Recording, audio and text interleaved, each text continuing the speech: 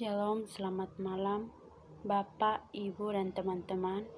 Perkenalkan, nama saya Rini Elsa Siante, NIM 170300319, kelas A semester 7 dari program studi sosiologi. Video ini adalah video ujian akhir semester mata kuliah sosiologi terapan.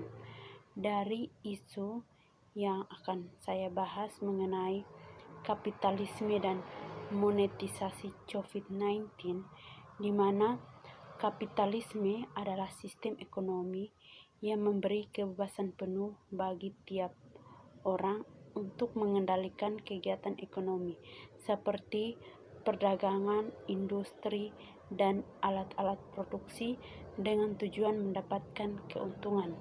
Sedangkan monetisasi sering didefinisikan sebagai salah satu ekspansi yang cepat dari pemproduksian uang resmi atau ekspansi uang untuk terus berkembang dalam kehidupan sosial.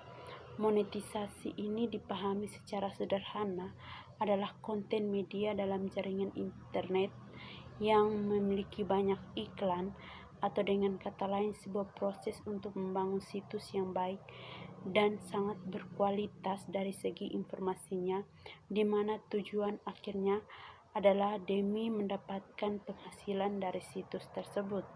Sedangkan COVID-19 yang telah kita ketahui bahwa penyakit ini menyerang pada sistem pernapasan, dan penyakit ini sudah menjadi pandemi global dan menyerang segala aspek bidang kehidupan manusia. Yang berikut yaitu membahas mengenai kapitalisme dan COVID-19. Dalam membangun sistem kesehatan yang bisa diakses semua orang dalam mencegah penyebaran COVID-19, maka pemerintah juga harus menunjukkan keprihatinan kepada kelompok rakyat pekerja. Kondisi saat ini, masyarakat kelas atas dengan mudah melakukan isolasi, serta mereka dapat mengakses rumah sakit tanpa antrian. Sementara lapisan masyarakat kelas bawah atau kelas pekerja tertindas akan membusuk sebelum mereka tahu mendapati dirinya terkena virus. Kebijakan lockdown menyebabkan patah semangat kelas pekerja untuk melakukan aktivitas di luar rumah dan menggantungkan diri pada dana pemerintah dan perusahaan untuk membiayai mereka selama lockdown. Yang berikut membahas mengenai monetisasi dan COVID-19, di mana monetisasi berasal dari kata money, yang mana hal tersebut menghasilkan kekayaan. Pelayanan kesehatan medis saat ini dipandang sebagai ladang bisnis untuk mencari keuntungan. Para tenaga kerja yang bekerja menangani pasien COVID-19 harus mendapatkan penghargaan setinggi-tingginya, tujuannya agar mereka tenaga kesehatan atau tenaga pekerja mempunyai semangat dan dedikasi yang tinggi. Dana yang dikeluarkan pemerintah untuk menangani pasien COVID-19 dan tenaga kerja tentu sangat besar hingga saat ini. Namun pasien yang menderita COVID-19 terus meningkat. Banyak kasus yang terjadi bahwa pasien yang menderita penyakit lain distigma sebagai penderita COVID-19 untuk tujuan manipulasi data untuk meminta biaya rumah sakit tambahan, atau pasien yang negatif COVID-19 dirubah statusnya menjadi positif. Dengan demikian, biaya pengobatan dan rawat inap bertambah. Yang berikut analisis menggunakan pendekatan Rocipi, di mana ada 5 bentuk analisisnya. Yang pertama dari segi peraturan atau role, di mana lembaga kesehatan seperti rumah sakit memiliki peran untuk mengkoordinasi pasien, dokter, dan perawat dalam menjalankan interaksi dan saling keterkaitan. Aturan yang dilanggenkan telah diketahui bersama oleh komponen rumah sakit. Kebijakan dalam mengatur pelayanan kesehatan mengenai pihak rumah sakit menetapkan pasien yang belum tentu pasien COVID-19 distigma menjadi pasien yang COVID-19 menunjukkan bahwa adanya penentuan kebijakan pelayanan kesehatan yang keliru atau berdasarkan kepentingan tertentu atau berdasarkan kepentingan yang berkuasa. Yang berikut analisis menggunakan tema kesempatan, di mana para pejabat di bidang kesehatan menggunakan persepsi mereka untuk mengesampingkan aturan umum dan melanggengkan aturan mereka sendiri. Peluang atau kesempatan ini bisa dimanfaatkan dengan baik oleh para pejabat untuk mendulang keuntungan dari pasien bukan COVID-19. Hasil tes swab bisa saja direkayasa atau dimanipulasi. Datanya yang belum tentu penderita COVID-19 bisa menderita atau sebaliknya, tergantung dari dokter yang memeriksa dan memberikan hasil tes swab.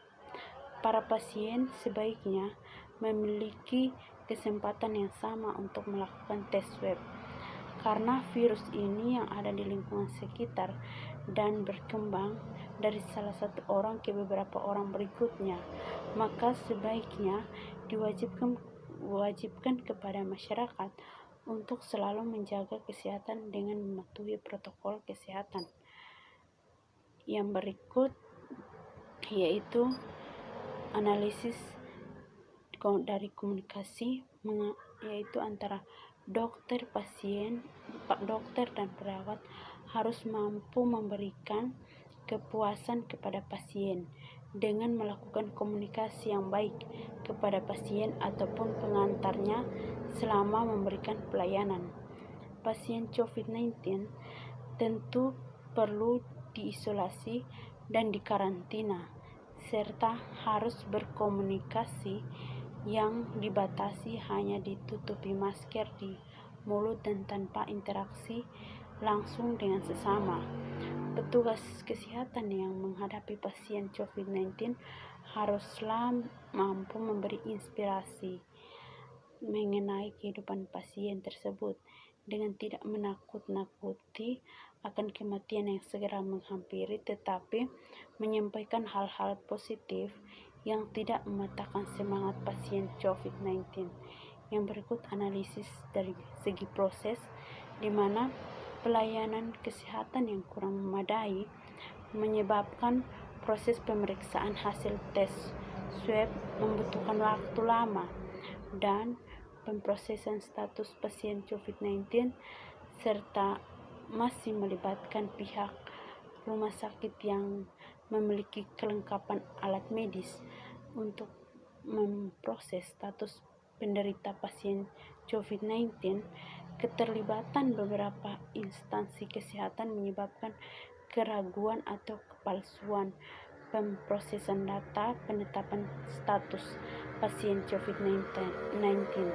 Kontrol dari pihak yang berwajib dalam menjamin status kesehatan pasien COVID-19 dalam proses pemeriksaan hingga pasien menerima hasil step web dapat meyakinkan pasien mengenai status kesehatannya. Jadi pasien dapat menerima status tersebut dengan tidak merasa bimbang atau cemas secara berlebihan. Yang berikut analisis dari segi ideologi, di mana ideologi berbasis pasar sebagai dasar pemungutan tarif kepada pasien. Program jaminan kesehatan sosial yang dananya berasal dari pemerintahan pusat. Kebijakan ini menunjukkan bahwa pemerintah merasa perlu untuk lebih berperan dalam membiayai kesehatan. Pemeriksaan analisis tes swab mengenai status pasien COVID-19 seharusnya diringankan kepada masyarakat kelas sosial ekonomi menengah ke bawah dengan tidak memungut biaya yang lebih dari seharusnya.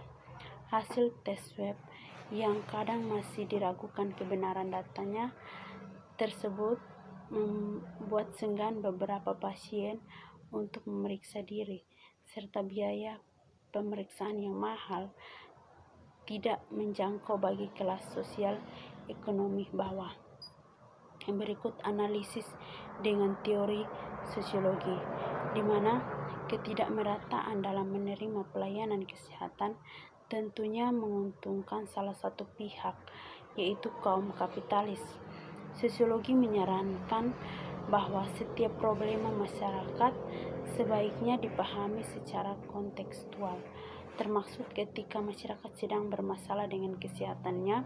Dalam menghadapi isu pasien COVID-19 yang distigma sebagai penderita positif COVID-19, tetapi nyatanya tidak demikian, maka dalam keilmuan sosiologi, maka konteks ini harus dicegah pola penyebaran COVID-19 yang dapat dilihat dari mobilisasi masyarakat dan kepadatan proses interaksi.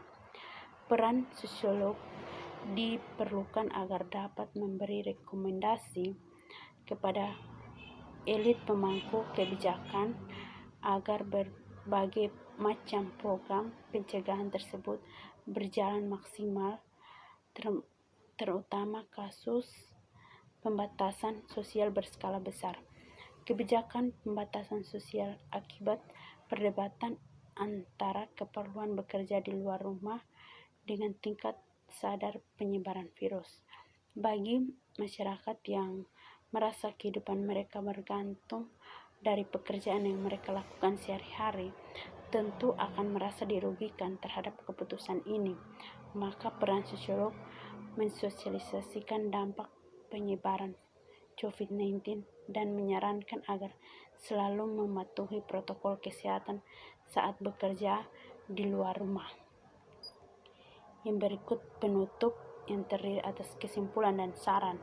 Kesimpulan bahwa terkait dengan tindakan rumah sakit tersebut merupakan salah satu bentuk kapitalisme dan monetisasi hasil tes swab yang dimanipulasi untuk mendapatkan keuntungan dari para pasien yang belum tentu penderita COVID-19, menandakan adanya praktik korupsi dari para pejabat di bidang pelayanan kesehatan menggunakan setiap peluang dari pasien COVID-19 untuk tujuan kepentingan pribadi tanpa memandang kelas sosial bawah yang ditindas. Sebagai kaum kapitalis, menggunakan haknya untuk melanggengkan kekuasaan dengan cara-cara yang tidak terpuji. Ini adalah bentuk moral yang tidak baik. Saran yang pertama bagi masyarakat, yaitu peran yang harus dijalankan pada masa pandemik ini, tetap patuhi protokol kesehatan dengan beraktivitas sesuai dengan protokol. Apabila ada tempat atau instansi kerja yang tidak melaksanakan setiap standar kesehatan pada masa pandemik, maka perlu dilaporkan ke aparat pemerintah atau aparat negara yang berwenang untuk diberi sanksi sesuai dengan ketentuan. Yang berikut bagi pemerintah, pantauan kepada masyarakat untuk selalu mematuhi protokol kesehatan tidak hanya sebatas razia dan pemberian hukum berupa denda, tetapi pula turut menyumbangkan secara gratis kepada masyarakat kelas bawah segala alat pelindung diri agar dapat membantu mereka beraktivitas selama berada di luar rumah. Yang berikut saran bagi kaum kapitalis. Kondisi pandemik COVID-19 saat ini bukanlah salah satu peluang atau kesempatan untuk mendulang keuntungan kepentingan pribadi dengan mengabaikan protokol kesehatan, namun sebaiknya digunakan untuk memberikan perlindungan sosial kepada masyarakat kelas bawah dengan memberikan bantuan sosial dan bantuan finansial kepada mereka yang berkekurangan bahan pokok, sandang, pangan, dan papan. Sekian presentasi video ujian akhir semester mata kuliah Sosiologi Terapan. Terima kasih. God bless.